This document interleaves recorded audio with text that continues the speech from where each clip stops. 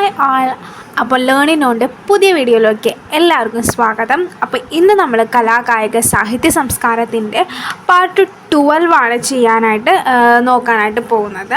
ഇതിൽ നമ്മൾ ഡിസ്കസ് ചെയ്യുന്നത് ഇമ്പോർട്ടൻ്റ് ആയിട്ടുള്ള ക്വസ്റ്റ്യൻസ് ആണ്. നമുക്ക് മാർക്ക് സ്കോർ ചെയ്യാം, കലാകായിക സാഹിത്യ സംസ്കാരത്തിൻ്റെ മാർക്ക് സ്കോർ ചെയ്യാൻ പറ്റുന്ന രീതിയിലുള്ള ക്വസ്റ്റ്യൻസ് ആണ് ചോദിച്ചിട്ടുള്ളത്. അതേപോലെ തന്നെ ഇമ്പോർട്ടൻ്റ് ആയിട്ടുള്ള ക്വസ്റ്റ്യൻസും ആണ് നമ്മളിവിടെ ഡിസ്കസ് ചെയ്യുന്നത്. അപ്പോൾ വീഡിയോ കംപ്ലീറ്റ് ആയിട്ട് കാണുക കേട്ടോ. അപ്പോൾ ഫസ്റ്റ് ക്വസ്റ്റ്യൻ എന്താണ്?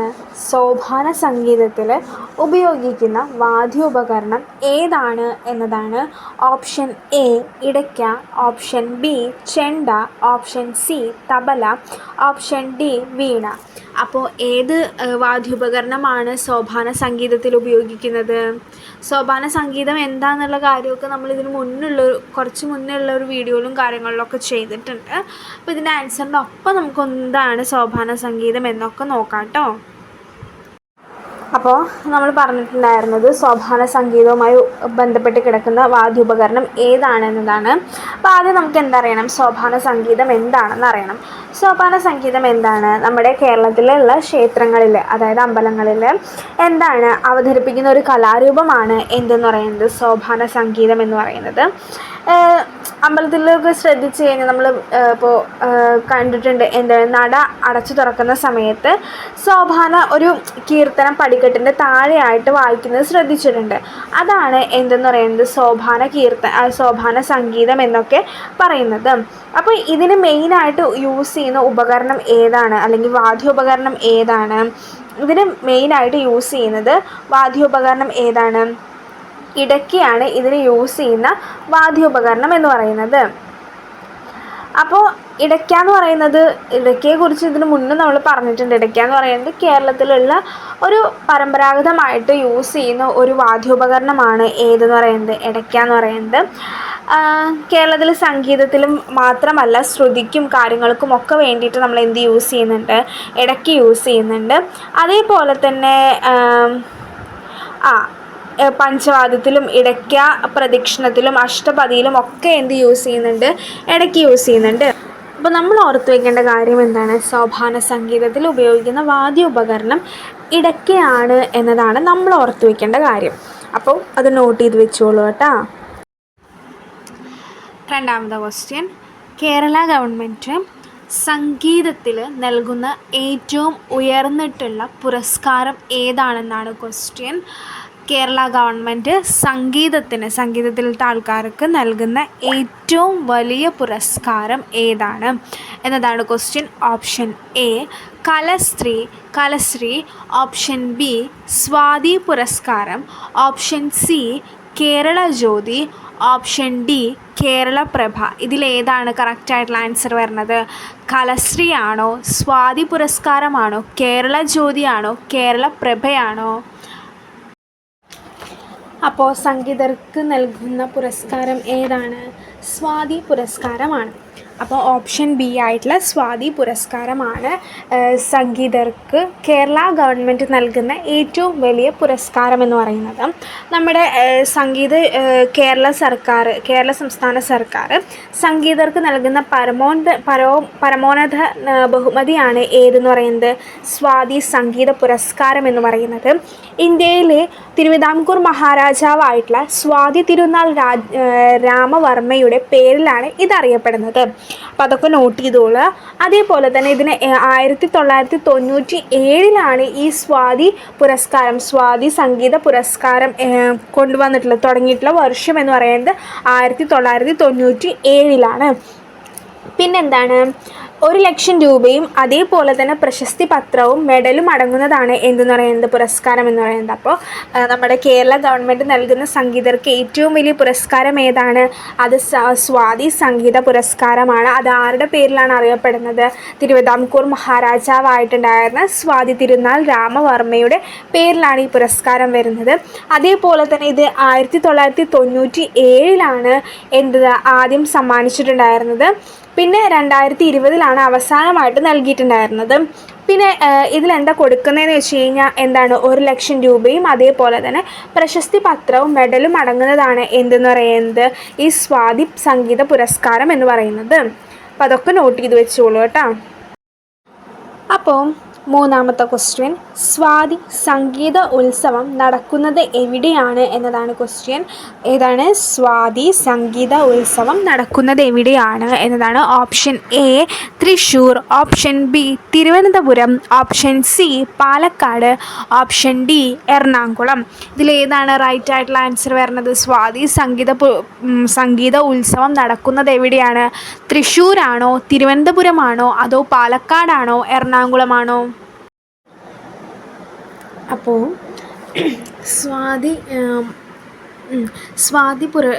സംഗീത ഉത്സവം നടക്കുന്നത് എവിടെയാണ്? തിരുവനന്തപുരത്താണ് സ്വാതി സംഗീത ഉത്സവം നടക്കുന്നത്. അത് മഹാരാജാവായിട്ടുള്ള സ്വാതി തിരുനാളിൻ്റെ രചനകൾ ആഘോഷിക്കുന്ന ഒരു 10 ദിവസത്തെ ആഘോഷമാണ് എന്തെന്ന് പറയുന്നത് സ്വാതി സംഗീതോത്സവം എന്ന് പറയുന്നത്.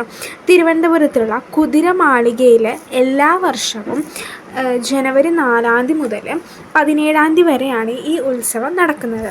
അതായത് സ്വാതി തിരുനാളിൻ്റെ പല രചനകളും രചിച്ചതായിട്ട് വിശ്വസിക്കപ്പെടുന്നു. അദ്ദേഹത്തിനോടുള്ള ആദരവ് സൂചകമായിട്ടാണ് എന്ത് നടത്തുന്നത് നമ്മൾ സ്വാതി സംഗീതോത്സവം നടക്കുന്നത്.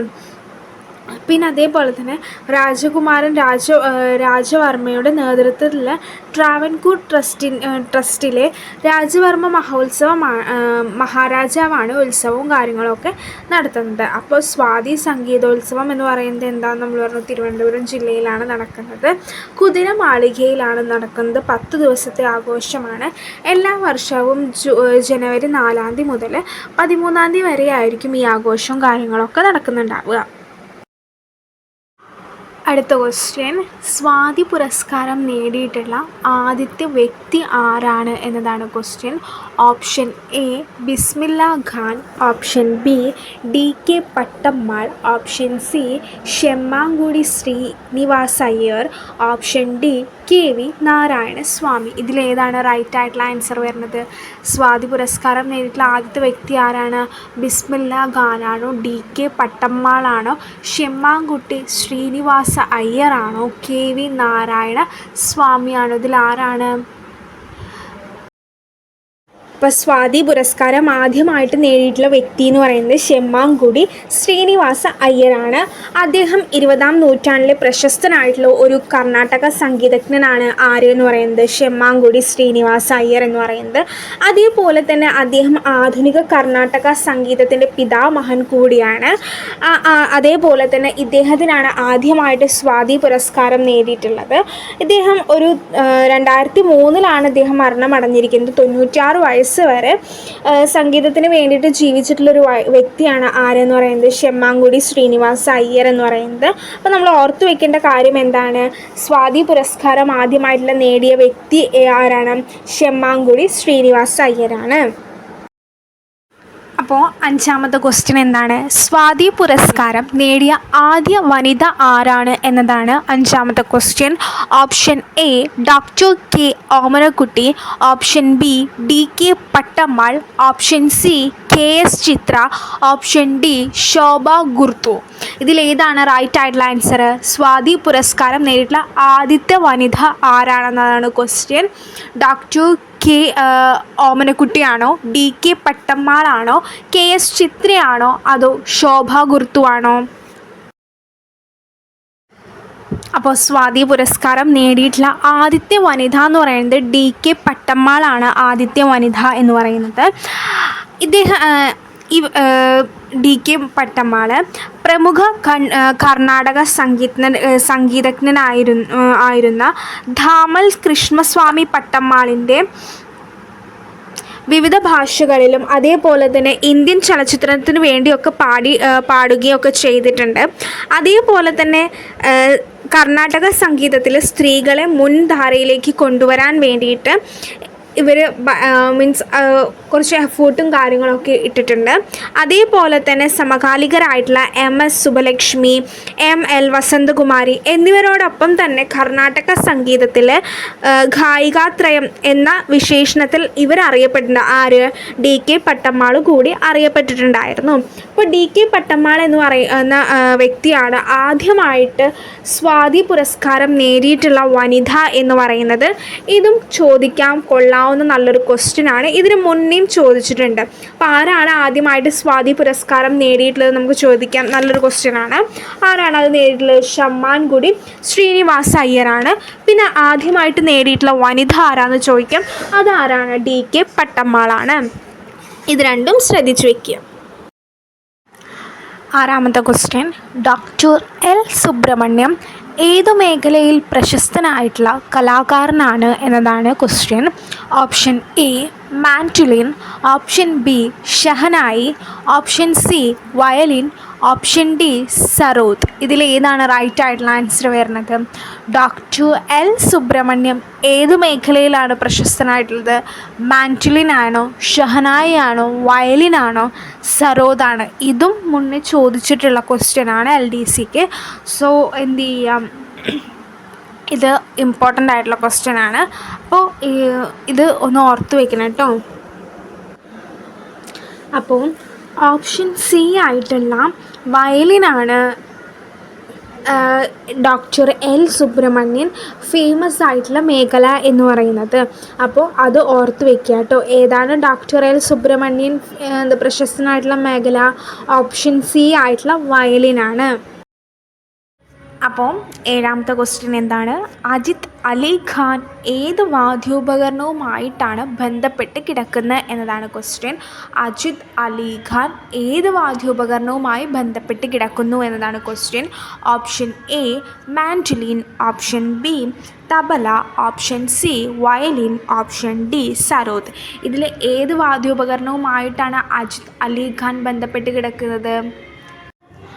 അപ്പോൾ അജിത് അലി ഖാൻ ഏത് വാദ്യോപകരണവുമായിട്ടാണ് ബന്ധപ്പെട്ട് കിടക്കുന്നത്? സരോദ് എന്ന് പറഞ്ഞിട്ടുള്ള വാദ്യോപകരണവുമായിട്ട് ബന്ധപ്പെട്ട് കിടക്കുന്ന വ്യക്തി ആരാണ്?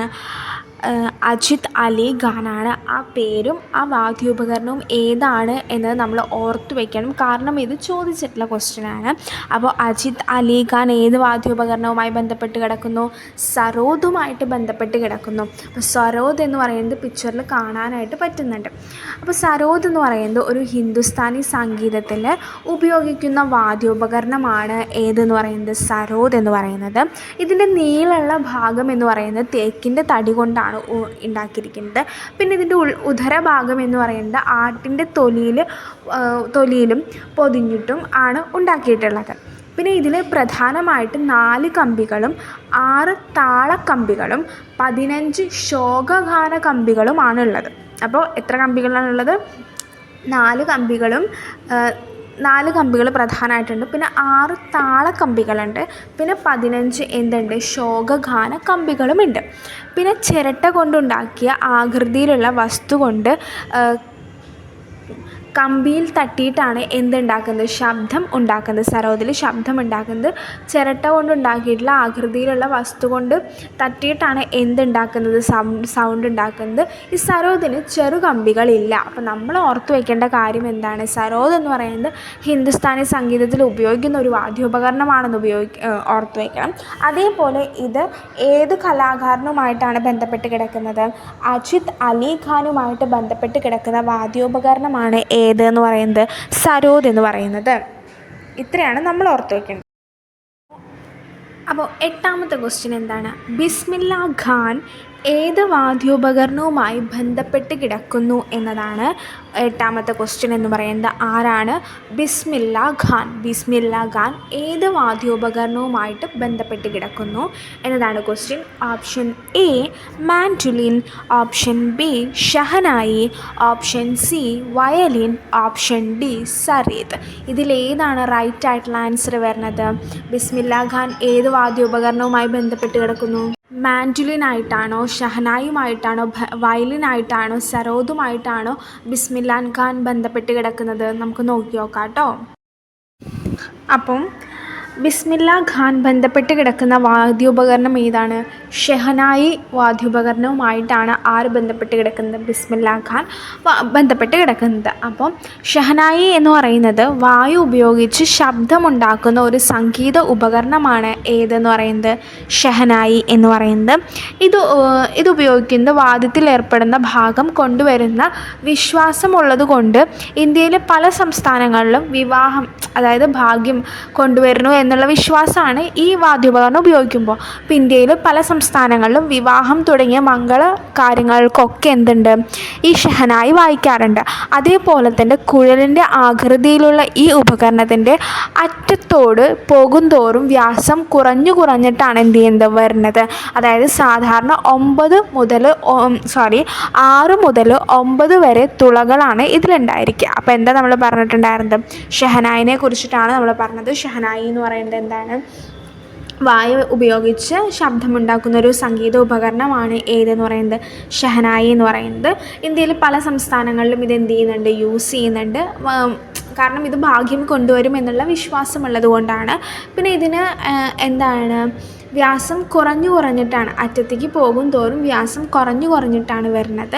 പിന്നെ 6 തൊട്ടിട്ട് 9 വരെയുള്ള തുളകളാണ് എന്തിലുണ്ടായിരിക്കുക? ഷെഹനായിൽ ഉണ്ടായിരിക്കുക. അപ്പം നമ്മൾ ഓർത്ത് വെക്കേണ്ട കാര്യം എന്താണ്? ബിസ്മില്ല ഖാൻ ബന്ധപ്പെട്ട് കിടക്കുന്ന വാദ്യോപകരണം ഷെഹനായി ആണ് എന്നതാണ് ഓർത്ത് വെക്കേണ്ടത്. അടുത്ത 9ാമത്തെ ക്വസ്റ്റ്യൻ, പണ്ഡിറ്റ് ജസ് രാജ് ഏത് മേഖലയിലാണ് പ്രശസ്തനായിട്ടിരിക്കുന്നത് എന്നതാണ്. ഓപ്ഷൻസ് ഏതാണ്? നമ്മൾ നേരത്തെയൊക്കെ പറഞ്ഞിട്ടുണ്ടായിരുന്നു വാദ്യോപകരണവുമായിട്ട് ബന്ധപ്പെട്ടിട്ടായിരുന്നു പറഞ്ഞിട്ടുണ്ടായിരുന്നത്. ഇപ്പോൾ ഏത് മേഖലയുമായിട്ടാണ് അദ്ദേഹം പ്രശസ്തനായിരിക്കുന്നത് എന്നതാണ് ക്വസ്റ്റ്യൻ. ഫസ്റ്റ് ഓപ്ഷൻ ഏതാണ്? ഹിന്ദുസ്ഥാനി. ബി ഏതാണ്? വയലിനിസ്റ്റ്. ഓപ്ഷൻ സി സംഗീതജ്ഞൻ. ഓപ്ഷൻ ഡി തബലയിസ്റ്റ്. ഇത് ഏത് മേഖലയുമായിട്ടാണ് പണ്ഡിറ്റ് ജസ് രാജ് പ്രശസ്തനായിരിക്കുന്നത്? നമുക്ക് നോക്കി നോക്കാം. അപ്പോൾ പണ്ഡിറ്റ് ജസ് രാജ് ബന്ധപ്പെട്ട് കിടക്കുന്ന മേഖല എന്ന് പറയുന്നത് ഹിന്ദുസ്ഥാനിയിലാണ് അദ്ദേഹം പ്രശസ്തനായിട്ടുള്ളത്. ആര്? പണ്ഡിറ്റ് ജസ് രാജ്. അപ്പോൾ പണ്ഡിറ്റ് ജസ് രാജ് എന്ന് പറഞ്ഞാൽ മേവതി ഘരാനയിലെ വിശുദ്ധനായ ഹിന്ദുസ്ഥാനി സംഗീതജ്ഞനാണ് ആര് എന്ന് പറയുന്നത്? പണ്ഡിറ്റ് ജസ് രാജ് എന്ന് പറയുന്നത്. അദ്ദേഹം 80 വർഷം നീണ്ടു നിന്ന അദ്ദേഹത്തിൻ്റെ സംഗീത ജീവിതത്തിൽ ഒരുപാട് പുരസ്കാരങ്ങൾ അദ്ദേഹത്തെ തേടി വന്നിട്ടുണ്ടായിരുന്നു. അദ്ദേഹം ഹരിയാനയാണ് അദ്ദേഹത്തിൻ്റെ പ്ലേസ് എന്ന് പറയുന്നത്. അതേപോലെ തന്നെ അദ്ദേഹത്തിൻ്റെ ക്ലാസിക്കൽ, സെമി ക്ലാസിക്കൽ ആൽബങ്ങളും ഒക്കെ ഫിലിം സൗണ്ട് ട്രാക്കുകളായിട്ട് മാറിയിട്ടുണ്ട്. അതേപോലെ തന്നെ ഇന്ത്യ, കാനഡ, അമേരിക്ക പോലുള്ള സ്ഥലങ്ങളിലൊക്കെ അദ്ദേഹത്തിന് സംഗീതം പഠിപ്പിക്കുകയും ഒരുപാട് നല്ല പ്രശസ്തരായിട്ടുള്ള ശിഷ്യന്മാർ അദ്ദേഹത്തിന് വാർത്തെടുക്കാനായിട്ട് പറ്റിയിട്ടുണ്ട്. അദ്ദേഹം 90ാമത്തെ വയസ്സിലാണ് മരണമടഞ്ഞിട്ടുള്ളത്. 80 വർഷത്തോളം സംഗീതത്തിന് വേണ്ടി ജീവിച്ചിട്ടുള്ളൊരു വ്യക്തിയാണ് ആരെന്ന് പറയുന്നത്? പണ്ഡിറ്റ് ജസ് രാജ് എന്ന് പറയുന്നത്. ഹിന്ദുസ്ഥാനി സംഗീതവുമായിട്ട് ബന്ധപ്പെട്ട് കിടക്കുന്ന സംഗീതജ്ഞനാണ് ആരെന്ന് പറയുന്നത്? പണ്ഡിറ്റ് ജസ് രാജ് എന്ന് പറയുന്നത്. ഇതൊക്കെയാണ് നമ്മൾ ശ്രദ്ധിക്കേണ്ടത്. അപ്പോൾ 10ാമത്തെ ക്വസ്റ്റ്യൻ എന്താണ്? കേന്ദ്ര സംഗീത നാടക അക്കാദമി സ്ഥാപിച്ചത് എന്നാണ്? ഏത് വർഷമാണ് കേന്ദ്ര സംഗീത നാടക അക്കാദമി സ്ഥാപിച്ചത് എന്നതാണ് question. Option A 1954, option B 1953, option C 1952, option D 1955. ഇതിലേതാണ് റൈറ്റ് ആയിട്ടുള്ള ആൻസർ വരുന്നത്? കേന്ദ്ര സംഗീത നാടക അക്കാദമി സ്ഥാപിച്ചത് എന്നാണ്? അപ്പോൾ കേന്ദ്ര സംഗീത നാടക അക്കാദമി സ്ഥാപിച്ച വർഷം 1954. ഇത് ഓർത്ത് വെച്ചോളാം. ഇത് ചോദിച്ചിട്ടുള്ള ക്വസ്റ്റ്യനാണ്. അതേപോലെ തന്നെ റിപ്പീറ്റഡ് ആയിട്ടുള്ള ക്വസ്റ്റ്യനുമാണ്. അപ്പോൾ ഇന്ത്യൻ ഭാഷാ സാഹിത്യത്തിന് വേണ്ടിയിട്ട് പ്രോത്സാഹിപ്പിക്കുന്നതിന് വേണ്ടിയിട്ട് സെൻട്രൽ ഗവൺമെൻറ് 1954 മാർച്ച് 12 സ്ഥാപിച്ചതാണ് ഏതെന്ന് പറയുന്നത്? കേന്ദ്ര സാഹിത്യ അക്കാദമി എന്ന് പറയുന്നത്. ന്യൂഡൽഹിയിലെ മണ്ഡലി ഹൗസിലെ രവീന്ദ്ര ഭവനിലാണ് ഇത് സ്ഥിതി ചെയ്യുന്നത്. അതും നോട്ട് ചെയ്തോളാം. പ്രതിവർഷം 24 ഭാഷകളിൽ 1 ലക്ഷം രൂപ വീതം സമ്മാനത്തുക നൽകുന്ന അവാർഡുകളും അതേപോലെ തന്നെ ആജീവനാന്ത നേട്ടങ്ങൾക്കുള്ള സാഹിത്യ അക്കാദമി ഫെലോഷിപ്പുകളും ആര് നൽകുന്നുണ്ട്? സെൻട്രൽ ഗവൺമെൻറ് നൽകുന്നുണ്ട്. ഏത് വഴി? കേന്ദ്ര സാഹിത്യ അക്കാദമി വഴി. അതേപോലെ തന്നെ ഇന്ത്യൻ ലിറ്ററേച്ചറിലെ സമകാലീന ഭാരതീയ സാഹിത്യ, അതായത് ഹിന്ദി എന്നീ പ്രസിദ്ധീകരണങ്ങളും ഒക്കെ എന്ത് ചെയ്യുന്നുണ്ട്, പുറത്തിറക്കുന്നതുമുണ്ട്. ആരും കേന്ദ്ര സാഹിത്യ അക്കാദമി എന്ന് പറയുന്നത്. അപ്പോൾ ഈ കേന്ദ്ര സാഹിത്യ അക്കാദമി സ്ഥാപിച്ചത് 1954 മാർച്ച് 12-നാണ്. സ്ഥിതി ചെയ്യുന്നത് എവിടെയാണ്? ഡൽഹിയിൽ മണ്ഡി ഹൗസിലെ രവീന്ദ്ര ഭവനിലാണ് ഇത് സ്ഥിതി ചെയ്യുന്നത്. ഇത് രണ്ടും നോട്ട് ചെയ്ത് വെച്ചോളുക. അപ്പോൾ ഇന്ന് നമ്മൾ ഡിസ്കസ് ചെയ്തിട്ടുണ്ടായിരുന്ന 10 ക്വസ്റ്റ്യൻസാണ് കായിക സാഹിത്യ സംസ്കാരവുമായി ബന്ധപ്പെട്ടിട്ടുള്ള 10 ക്വസ്റ്റ്യൻസാണ് ഇന്ന് നമ്മൾ ഡിസ്കസ് ചെയ്തിട്ടുണ്ടായിരുന്നത്. ഈ ക്വസ്റ്റ്യൻസൊക്കെ മനസ്സിലായി എന്ന് വിചാരിക്കുന്നു. ഒന്ന് നമുക്ക് റിവൈസ് ചെയ്ത് നോക്കിയാലോ. അപ്പോൾ ഫസ്റ്റ് വൺ എന്ന് പറയുന്നത് സോപാന സംഗീതത്തിൽ ഉപയോഗിക്കുന്ന വാദ്യോപകരണം ഏതാണ് എന്നതാണ്. ഇടയ്ക്കാണ് സോപാന സംഗീതത്തിൽ ഉപയോഗിക്കുന്ന വാദ്യോപകരണം എന്ന് പറയുന്നത്. പിന്നെ നമ്മൾ പറഞ്ഞിട്ടുണ്ടായിരുന്നത് കേരള ഗവൺമെൻറ്റിൻ്റെ സംഗീതത്തിന് നൽകുന്ന ഏറ്റവും ഉയർന്ന പുരസ്കാരം, കേരള ഗവൺമെൻറ് സംഗീതത്തിന് വേണ്ടിയിട്ട് നൽകുന്ന ഏറ്റവും ഉയർന്ന പുരസ്കാരം ഏതാണെന്ന് നമ്മൾ പറഞ്ഞിട്ടുണ്ടായിരുന്നു. ഏതാണ്? സ്വാതി പുരസ്കാരമാണ് അതെന്ന് പറയുന്നത്. അതേപോലെ തന്നെ സ്വാതി സംഗീത ഉത്സവം നടക്കുന്നത് എവിടെയാണെന്ന് പറഞ്ഞു? തിരുവനന്തപുരത്താണ്. എവിടെയാണ്? കുതിരാൻ മാളികയിലാണ് അത് നടക്കുന്നത്. പിന്നെ നമ്മൾ പറഞ്ഞ 4ാമത്തെ ക്വസ്റ്റ്യൻ ഏതായിരുന്നു? സ്വാതി പുരസ്കാരം നേടിയ ആദ്യ വ്യക്തി ആരാണ് എന്നതായിരുന്നു. ആരായിരുന്നു? ഷെമ്മാൻകുടി ശ്രീനിവാസ അയ്യരാണ് ആദ്യമായിട്ട് സ്വാതി പുരസ്കാരം ലഭിച്ചിട്ടുള്ള വ്യക്തി എന്ന് പറയുന്നത്. പിന്നെ നമ്മൾ പറഞ്ഞിട്ടുണ്ടായിരുന്നത് എന്താണ്? സ്വാതി പുരസ്കാരം 5ാമത്തെ ക്വസ്റ്റ്യൻ എന്തായിരുന്നു? സ്വാതി പുരസ്കാരം നേടിയിട്ടുള്ള ആദ്യത്തെ വനിത ആരാണ് എന്നതായിരുന്നു. അതാരാണ്? TK പട്ടമ്മാളാണ് ആദ്യമായിട്ട് സ്വാതി പുരസ്കാരം നേടിയിട്ടുള്ള വ്യക്തി എന്ന് പറയുന്നത്. പിന്നെ നമ്മൾ പറഞ്ഞിട്ടുണ്ടായിരുന്ന 6ാമത്തെ ക്വസ്റ്റ്യൻ L. സുബ്രഹ്മണ്യം ഏത് മേഖലയിൽ പ്രശസ്തനായ കലാകാരനാണ് എന്ന് പറഞ്ഞിട്ടുണ്ടായിരുന്നു. ഏത് മേഖലയാണ്? വയലിനിസ്റ്റ് ആയിട്ടാണ് ആര് പ്രസിദ്ധനായിരിക്കുന്നത്? L. സുബ്രഹ്മണ്യം പ്രസിദ്ധനായിരിക്കുന്നത്. അതേപോലെ തന്നെ അലി ഖാൻ ഏത് മേഖലയുമായിട്ട് ബന്ധപ്പെട്ട് കിടക്കുന്ന ആളാണ്? അത് സരോദ് മേഖലയുമായിട്ട്, അതായത് സരോദ് എന്ന് പറഞ്ഞിട്ടുള്ള വാദ്യോപകരണവുമായിട്ട് ബന്ധപ്പെട്ട് കിടക്കുന്ന വ്യക്തിയാണ് ആരെന്ന് പറയുന്നത്? അജിത് അലി ഖാൻ എന്ന് പറയുന്നത്.